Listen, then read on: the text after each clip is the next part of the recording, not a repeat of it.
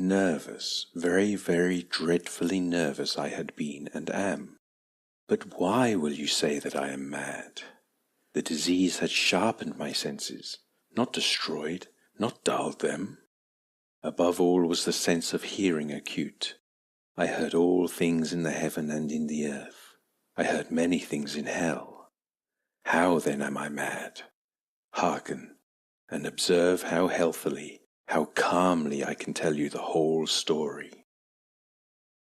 It is impossible to tell how first the idea entered my brain, but once conceived, it haunted me day and night. Object there was none. Passion there was none. I loved the old man.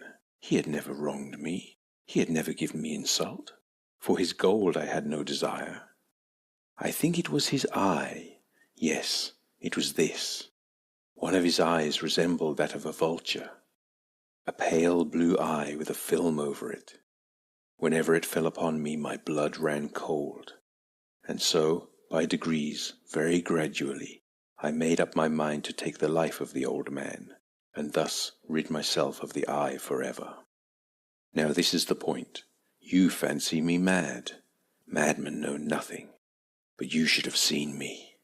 You should have seen how wisely I proceeded, with what caution, with what foresight, with what dissimulation I went to work.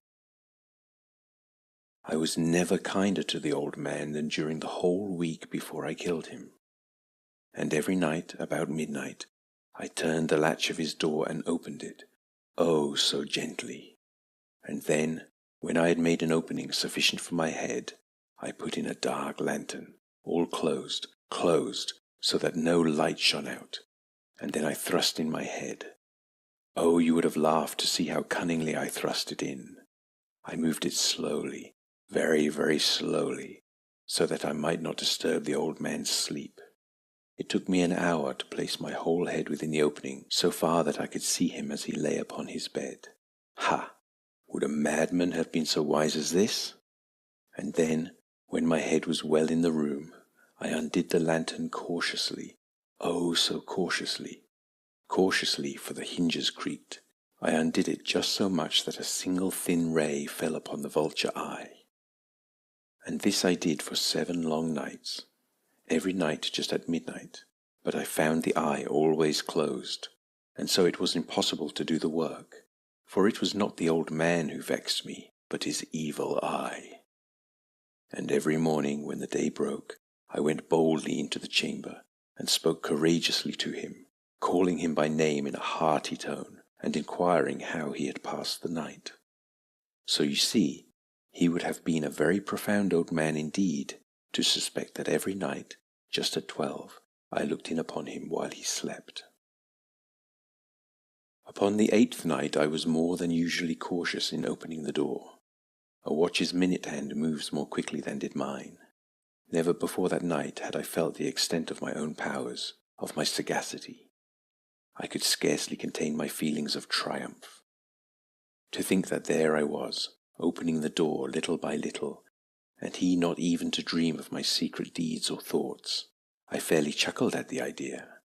And perhaps he heard me, for he moved on the bed suddenly as if startled. Now you may think that I drew back, but no. His room was as black as pitch with the thick darkness, for the shutters were closed fastened through fear of robbers, and so I knew that he could not see the opening of the door, and I kept pushing it on, steadily, steadily. I had my head in and was about to open the lantern when my thumb slipped on the tin fastening, and the old man sprang up in bed, crying out, "Who's there?" I kept quite still and said nothing. For a whole hour I did not move a muscle, and in the meantime I did not hear him lie down. He was still sitting up in bed listening, just as I have done night after night, hearkening to the death watches in the wall. Presently I heard a slight groan, and I knew it was the groan of mortal terror. It was not a groan of pain or grief, oh no, it was the low, stifled sound that arises from the bottom of the soul when overcharged with awe. I knew the sound well. Many a night, just at midnight, when all the world slept, it has welled up from my own bosom, deepening with its dreadful echo the terrors that distracted me. I say I knew it well. I knew what the old man felt, and pitied him, although I chuckled at heart. I knew that he had been lying awake ever since that first slight noise, when he had turned in the bed. His fears had been ever since growing upon him. He had been trying to fancy them causeless, but could not. He had been saying to himself, "It is nothing but the wind in the chimney. It is only a mouse crossing the floor, or it is merely a cricket that has made a single chirp." Yes, he had been trying to comfort himself with these suppositions, but he had found all in vain. All in vain, because death, in approaching him, had stalked with his black shadow before him and enveloped the victim.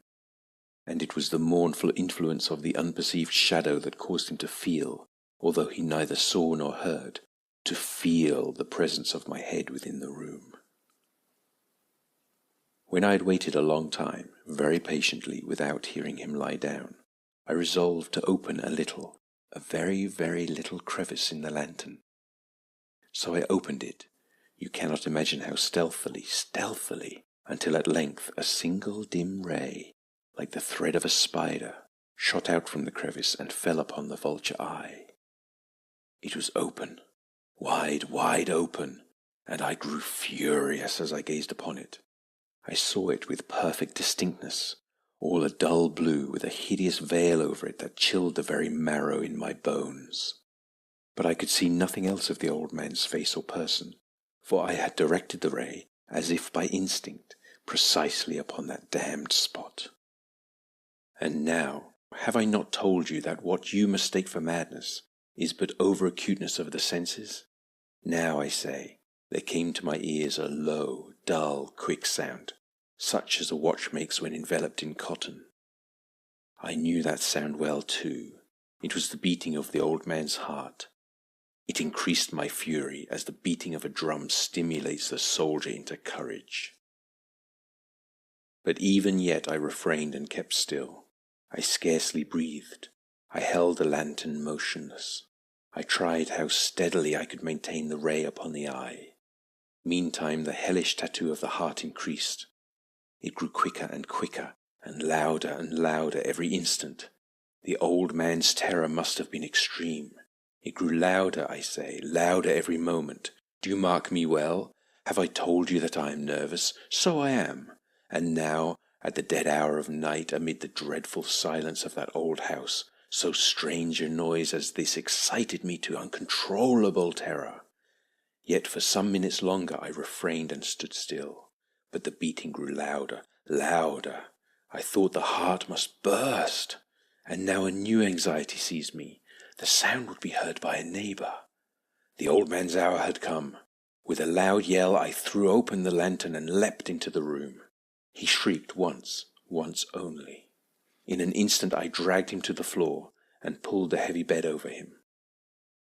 I then smiled gaily to find the deed so far done. But for many minutes the heart beat on with a muffled sound. This, however, did not vex me. It would not be heard through the wall. At length it ceased. The old man was dead. I removed the bed and examined the corpse. Yes, he was stone dead. I placed my hand upon the heart and held it there many minutes. There was no pulsation. He was stone dead. His eye would trouble me no more. If you still think me mad, you will think so no longer when I describe the wise precautions I took for the concealment of the body. The night waned, and I worked hastily, but in silence. First of all I dismembered the corpse.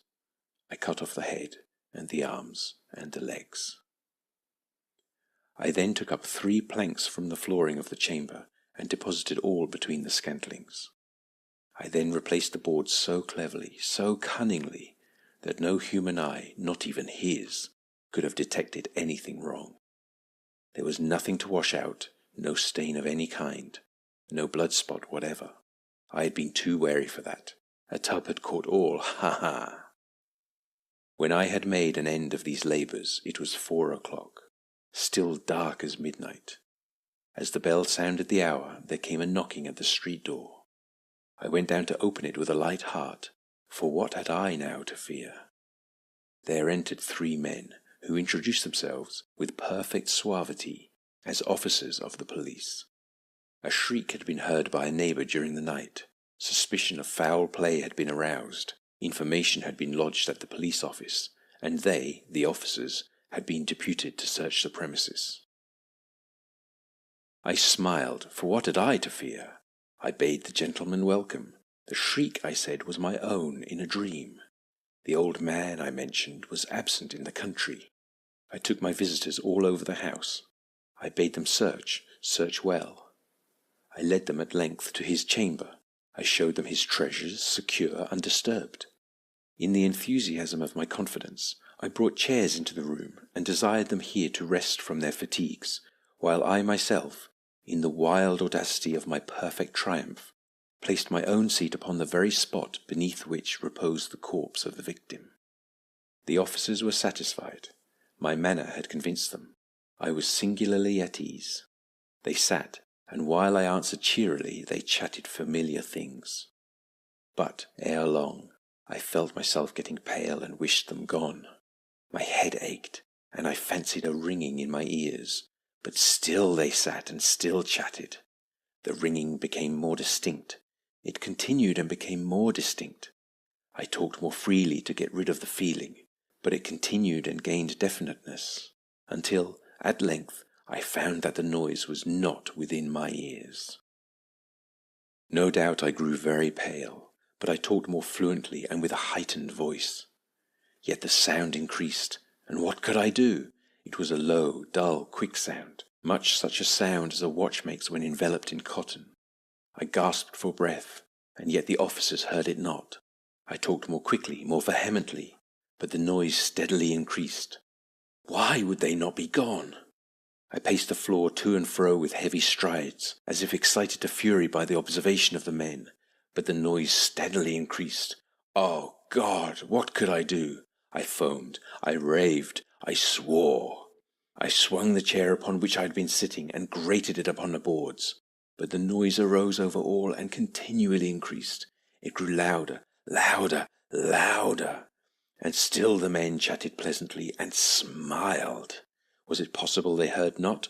Almighty God, no, no. They heard, they suspected, they knew. They were making a mockery of my horror.